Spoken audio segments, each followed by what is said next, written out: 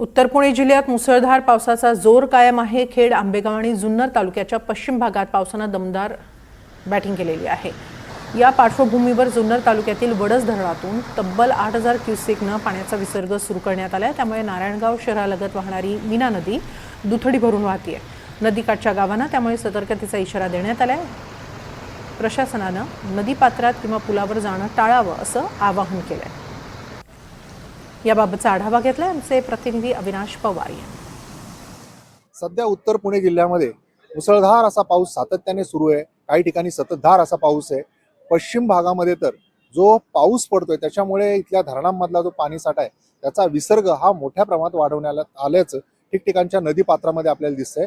मी आता जिथे उभा आहे ते पुणे जिल्ह्यातल्या जुन्नर तालुक्यातलं नारायणगाव हे शहर आहे आणि इथून वाहणारी जी मीना नदीचं पात्र आहे त्याच्या पात्राच्या बाहेर आपण अशा पद्धतीने इथे पाणी आल्याचं पाहतोय।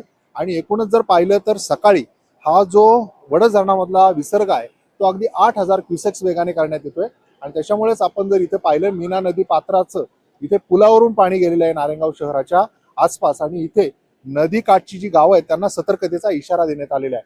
ठिकठिकाणी आपण पाहतो आहोत की कशा पद्धतीने नदी पात्र सोडून हे जे पाणी आहे ते अगदी बाहेरच्या नदीकाठच्या वस्त्यांलगत भरण्यास सुरुवात झालेली आहे। इथे जर आपण दूरवर दाखवू शकलो तर इथे जी काही घरं आहेत त्यांना देखील ते पाणी आता स्पर्श करू लागल्याने पुढच्या दिशेने जर घराच्या बाजूने ते पाणी गेलं तर पुढे परिस्थिती बिकट होऊ शकते। त्याच्यामुळे आता जो धरणामधला विसर्ग आहे तो यापेक्षा अधिक जर वाढवला नाही तरच हे जे नदी पात्रातलं पाणी आहे ते घरामध्ये घुसणार नाही आणि एखादी जी काही दुर्घटना आहे ती होऊ शकणार नाही।